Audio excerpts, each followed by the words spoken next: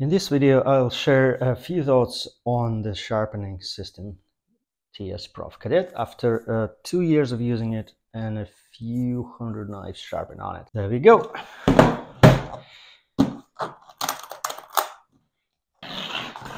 Still keep the manual as a souvenir and a few extra bits in here. Now, I will answer this question to get it out of the way in the very beginning.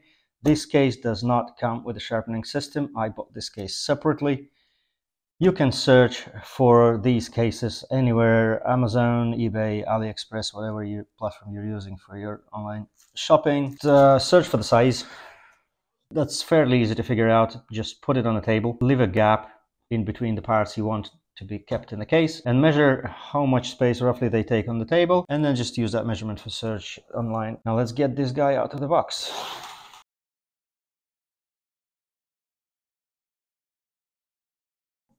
This is pretty much the set you get when you buy a TSProf Kadet in its basic configuration without any sharpening stones added to it. The only difference are the clamps. As you can see, I'm having L clamps here. This part is detachable, it's CNC machined, and it's being sold separately. So the clamps you're getting will be looking like this without these parts. I'll talk about these two guys a little bit later on in the video. So let's assemble this thing.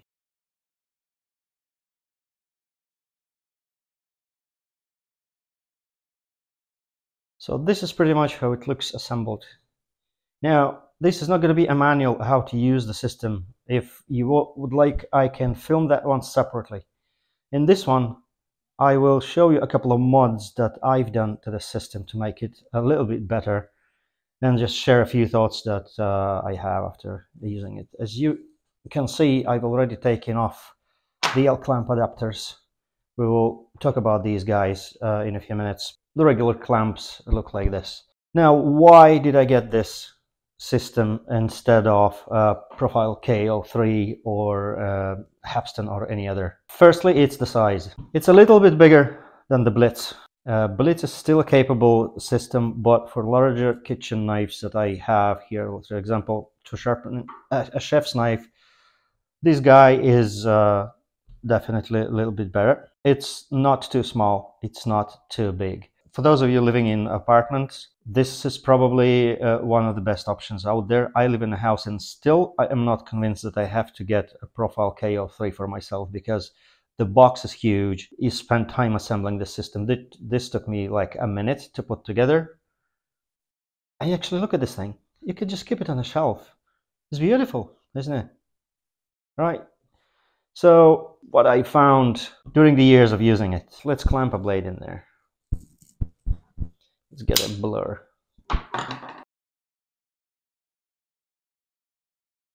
And this setup here is exactly the reason for these two guys to exist.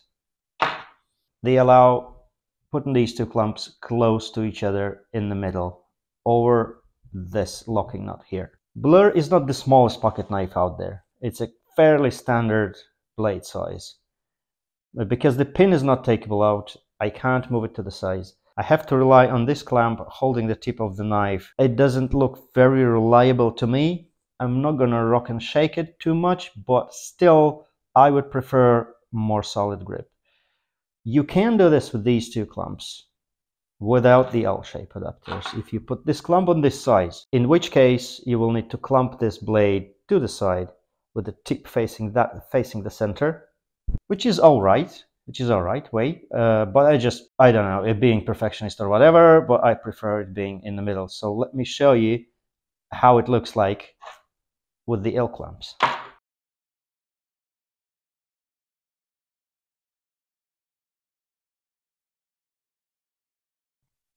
Now this is what you can do with these two L clamps, right? It does increase your distance from this point to the tip of the clamps, which will affect the angle a little bit, but it's still enough to get the sharpening stone all the way off the blade.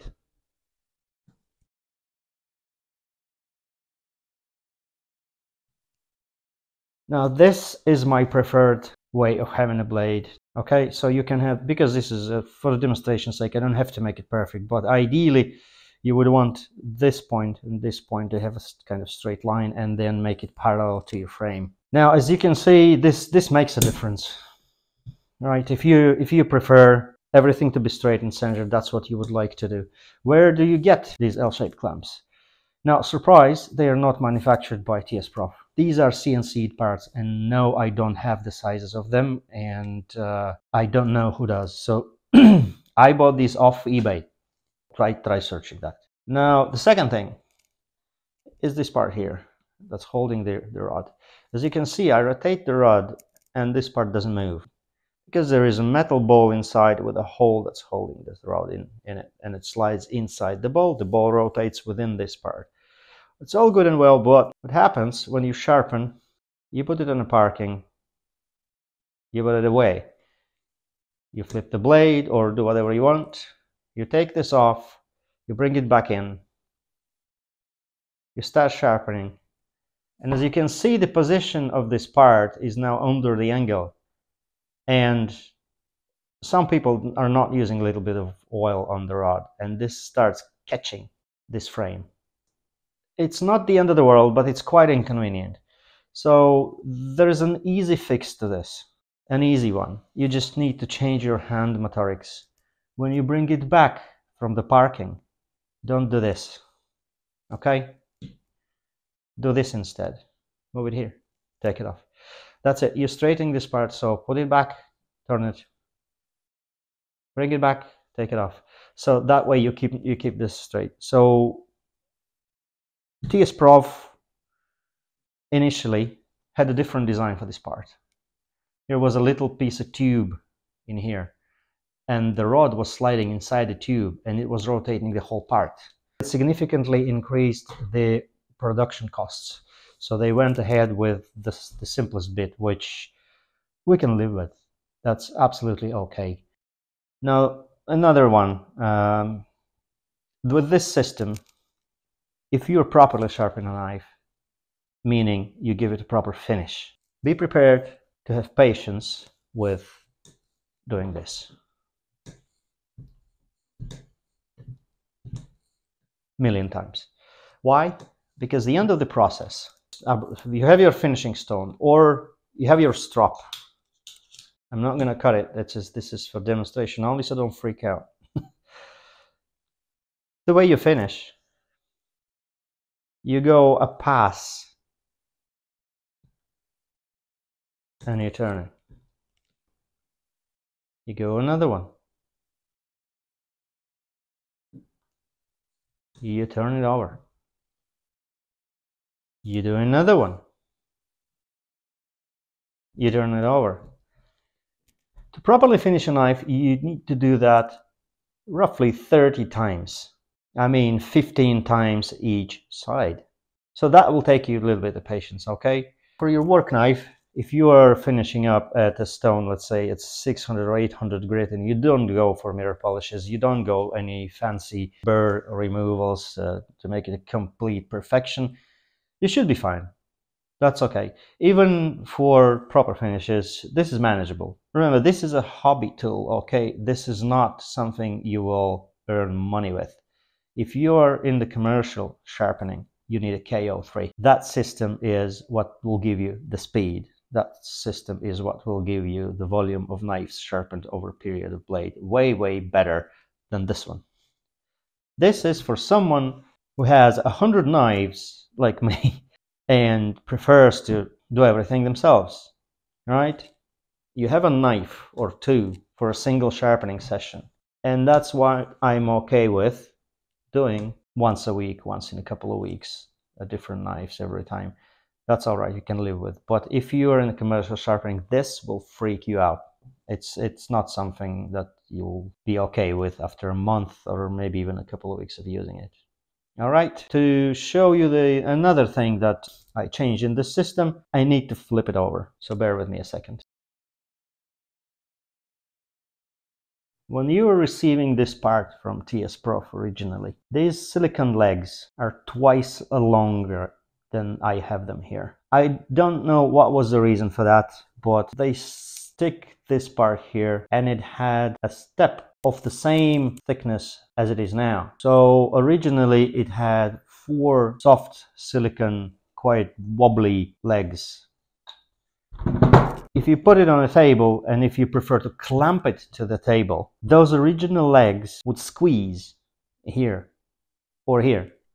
Depends where you clamp it. So it was very inconvenient, and even not applying much pressure, I could feel that the system moves a little bit as I sharpen. So the easiest way around this is take a sharp blade and cut half of these legs, okay? Then take a knife and try making the center of this leg a little bit lower than the outside circle, because the outside circle is still factory silicone, which is perfectly flat and it sticks to the table, while the place you cut is not going to be that even. So try to make it as even as you can. That should do the trick, right? That should make the system way more stable on the table. So a few final thoughts on this guy. Let's put him back together.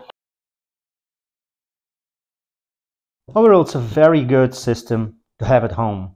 This is the closest to a professional commercial sharpening system as you can possibly get within the hobby range. There is a second version of this, which is Pro. The difference is that the Pro has a wheel here, and you can adjust this angle not by pulling your finger down or pushing it up, but by turning a wheel. Is it better? In my opinion, it is. It's more convenient. It's just simpler to do. Is it a deal breaker? Not for me now, because when I put the gauge here, it's fairly simple to catch 0.01 degree with pulling the finger. You just don't loosen this nut completely, leave it a little bit tight, and then you push with your thumb from the bottom, or you pull with your finger from the top. I never had an issue with this, to be honest. I'm not convinced that I have to upgrade from this to Pro, because this does everything I want it to do. If I'll be getting another system, I may talk myself into the KO3. However, this guy stays. This one stays. It's just the simplicity, the size. Jeez, I like how it looks like, you know, it's just nice. I can throw it in my car to go into summer cottage, sharpen knives there. It's overall very versatile. So after 2 years of using it, was it worth it? Yes, it was worth it. It was worth every penny I spent on it. Which set do you need to buy? Just a naked sharpener, or get a set of galvanic stones that come with as an option from TSProf? Well, if you don't have any stones, definitely get the galvanic ones, right? The galvanic diamonds take a lot of metal and quite fast. So I still use those when I need to repair a blade. If a cutting edge had a chip or anything like that, those guys, they suit for the job. I don't want to spend more expensive stones like Naniwa or Shaptons or Barides even on fixing something that I can get on the cheap. So yeah, throw a couple of bucks in, get those stones, let them lay around. If you are just starting with sharpening, those will come very handy for you to learn how to use them, how to sharpen knives, and then firstly understand if it's something you would like to do, because sharpening a knife there is a lot to it, okay? It's not the system that does the job, it's your hand. If I knew back then that the Kadet Pro is on the way a year later than this guy, would I wait on the Kadet Pro to have the wheel? No, I wouldn't. I wouldn't have, because it's, as I said, it's no difference to me. It's kind of nice to have that dial in there, but again, I feel that I'm precise enough with my fingers. I never heard any complaints from anyone, and I've never heard people upgrading from this system to that system just for the sake of the wheel. There you have it. If you have any questions on any of this, if you would like a manual on how to sharpen a knife, or if you would like a manual on how to use this thing when you take it out of the box, drop me a comment and we'll take it from there. I hope you will have a great day, folks. Hit that like button and subscribe to this channel for more content like this. And I'll see you in the next one.